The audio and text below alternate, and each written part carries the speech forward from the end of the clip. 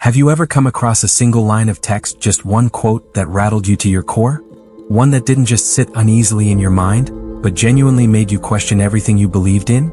The kind of words that make you feel uncomfortable, maybe even a bit betrayed by the very ideas you thought you admired? For me, that moment came from the writings of Epictetus, one of Stoicism's most influential thinkers.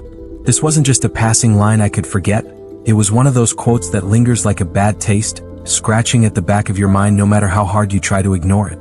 At first, I was so unsettled that I seriously considered abandoning Stoic philosophy altogether.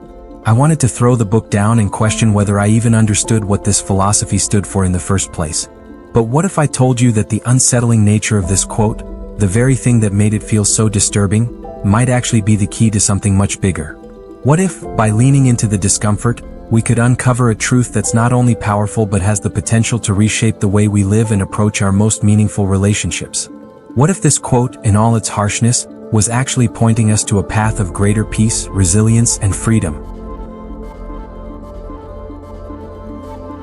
Here's the quote that nearly made me give up on philosophy altogether, the words that lingered in my mind like a splinter.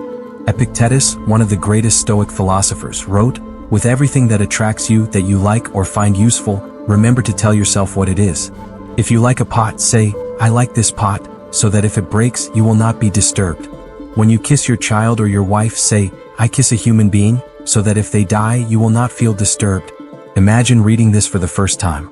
You're turning the pages of a book that has so far felt full of wisdom, full of guidance on how to live a balanced, resilient life. Then suddenly you come across these lines and they strike you with such force that they almost feel cruel. How could Epictetus, a revered philosopher who supposedly seeks to improve the human experience, compare the loss of a loved one to breaking a pot?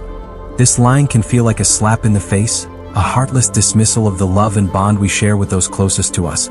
It's like Epictetus is saying that we should regard our relationships with the same detachment we reserve for objects, as if losing a child, a partner, or a friend is no more troubling than a broken vase or a chipped plate.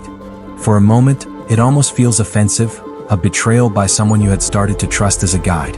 The instinctive reaction is to question his humanity, to wonder how someone who claims to understand life could advocate for such a cold, seemingly unfeeling perspective. In that moment, it's easy to think, why would I even listen to a man who sees relationships this way? It sounds, at first blush, like the words of a sociopath or someone who views life through a purely intellectual lens, completely divorced from real human connection.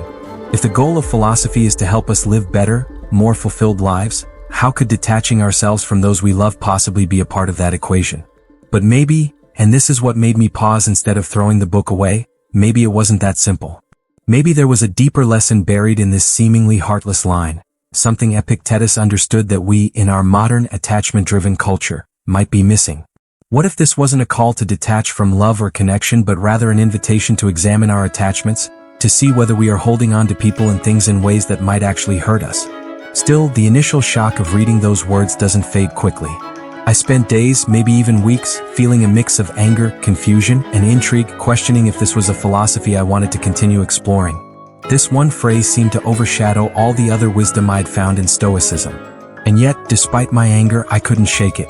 It stayed in my mind, gnawing at my thoughts, daring me to look closer, to find out if I'd misunderstood something essential. But what if there's something deeper, something more profound behind Epictetus's words? What if he's not encouraging us to become cold or indifferent, but instead challenging us to confront one of the most fundamental roots of human suffering, our attachments and the expectations we place on others to fulfill us? This unsettling passage began to take on a different light as I revisited it with an open mind, letting my initial anger give way to curiosity and eventually, a tentative understanding. At first, it was hard to see past the bluntness of his words, the way they seemed to diminish love to mere utility, comparing relationships to fragile objects. But as I dug deeper, I realized that perhaps Epictetus wasn't rejecting love itself but rather the way we often experience it. His words, harsh as they might appear, weren't designed to strip away our humanity but to question the ways in which our attachments bind us, control us, and make us suffer. The more I considered it, the more I began to see Epictetus's perspective as a kind of tough love, a challenge to rethink love in a way that liberates rather than entangles. This shift in my perspective didn't happen overnight. It wasn't until I started exploring the thoughts of other philosophers, particularly Erich Fromm, that the pieces began to fall into place. In The Art of Loving From explores the theory of separateness, a concept that delves into one of the most universal human fears, the fear of being alone, isolated, and cut off from the rest of humanity. According to From, this fear of separateness is deeply rooted in our nature, shaping our lives and our relationships in profound ways. It is this fear that drives us to seek connection and belonging almost compulsively. It's why we seek validation from others, why we immerse ourselves in relationships, work, social circles, and even spirituality, all in a quest to escape the feeling of being separate. Yet, as From explains, our desire to avoid separateness often leads us to approach love and connection from a place of need, rather than genuine appreciation or acceptance. We cling to others, expecting them to fulfill us, to bridge the gap of loneliness within ourselves. We look for something outside of ourselves to make us feel complete, to give us a sense of wholeness. And while this pursuit of connection is deeply human, it also brings with it a hidden danger. When we rely on others to complete us, we create dependencies that can lead to disappointment, anxiety, and even despair. What Epictetus's words challenge us to recognize is this very pattern, this tendency to bind our sense of self-worth and happiness to external attachments. By telling us to view our relationships as we would a cherished object, like a pot, he's urging us to remember that everything in life is fragile and temporary. His advice may sound detached, but his intent is the opposite. He's warning us against the suffering that arises when we forget the impermanence of the people and things we hold dear.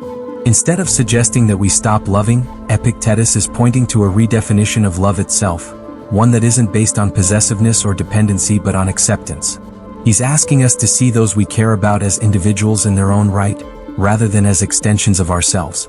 To love in a way that recognizes the inherent impermanence of life is to love freely and deeply without clinging, without grasping, and without the fear of losing our identity if our attachments change or dissolve.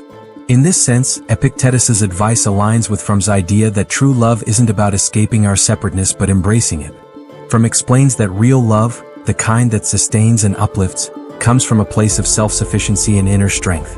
When we love from this place, we are not looking to possess or be possessed. Instead, we are choosing to share our lives and our experiences without expecting others to fill a void within us. It's a love that respects the autonomy of both ourselves and the other person, recognizing that while we may walk together, we are ultimately responsible for our own sense of wholeness. This perspective is liberating, but it also requires courage. It's challenging to face the reality that no relationship, no job, no achievement can ever fully complete us. That journey of inner fulfillment is one we must take alone. Epictetus's words remind us that by seeking wholeness from within, rather than from external sources, we free ourselves from the suffering that arises when we cling to things we cannot control. In doing so, we learn to experience love, not as possession or attachment, but as a state of being. A choice to give, to be present, and to appreciate without demanding anything in return. Epictetus, therefore, is not asking us to abandon love or connection.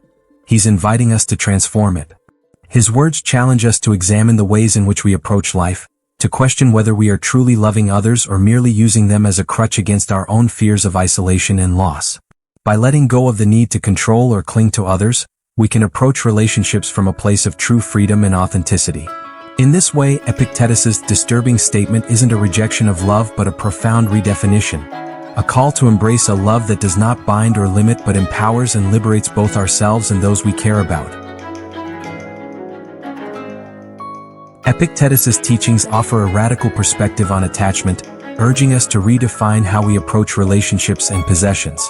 Instead of focusing on having or possessing, he invites us to focus on being present, compassionate, and accepting in each interaction. This approach doesn't call for indifference. It calls for love without clinging, for valuing people and experiences without the fear of change. By embracing this shift from having to being, we can start to see life differently. It's not about having the perfect job, partner, or family. It's about being a good worker, a supportive partner, a nurturing parent. It's not about having spirituality as an identity but about being spiritually connected in each moment. When we move away from grasping and towards simply being, we release ourselves from anxiety and attachment, learning to accept people and situations as they are. This way, we don't merely hold on to things and people. We fully experience them, free from the pressure of needing them to be anything but what they are. If this message resonated with you, don't forget to like this video and share your thoughts in the comments. Let me know how you're embracing the shift from having to being. And if you're interested in more content like this, Be sure to subscribe for insights that help us live more deeply and freely. Let's grow together.